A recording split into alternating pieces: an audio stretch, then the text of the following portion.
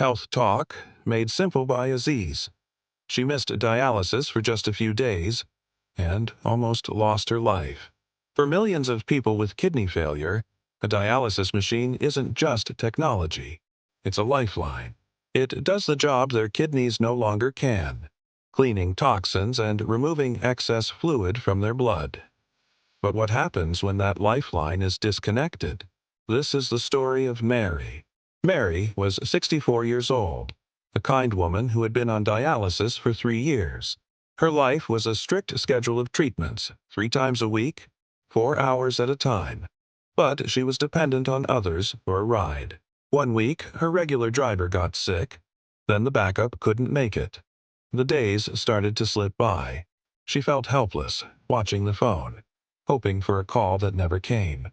She missed her Monday treatment. Then Wednesday. By Friday, she had missed 3 treatments in a row.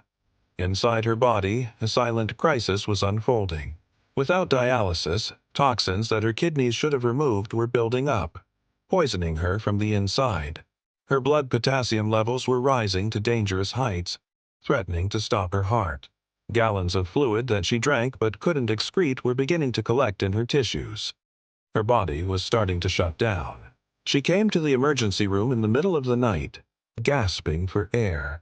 She was in a state of panic, telling the nurses she felt like she was drowning. And she was. Her lungs were filled with fluid, a condition called pulmonary edema. Every breath was a struggle, a wet, gurgling sound that terrified her. But that wasn't all. Her legs were extremely swollen, shiny, and tight. They had tripled in size. When we pressed a finger into her skin, the indentation stayed there, a sign of severe fluid overload. Her body was waterlogged and her heart was straining to pump against all that extra volume. There was no time to waste.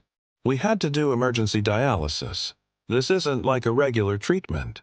It requires a special, large catheter placed into a major vein in her neck or groin, a direct line to her circulation to pull off fluid as fast as safely possible.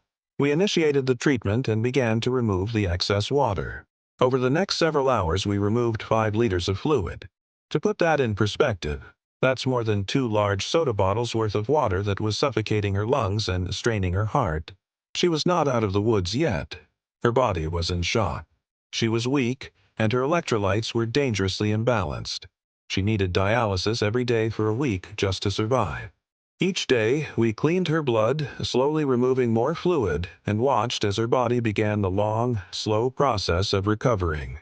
Her breathing eased. The swelling in her legs subsided. The fog of toxins began to lift from her mind. Missing dialysis is not a small thing. It can be life-threatening. Mary survived, but her story is a critical warning. If you or someone you love is on dialysis, you must have a plan. And a backup plan. And a backup for your backup. Talk to your social worker, your family, and your friends. Your treatment is not optional. It is your life. If you like this video, please subscribe and share. Stay tuned for more videos about kidney failure.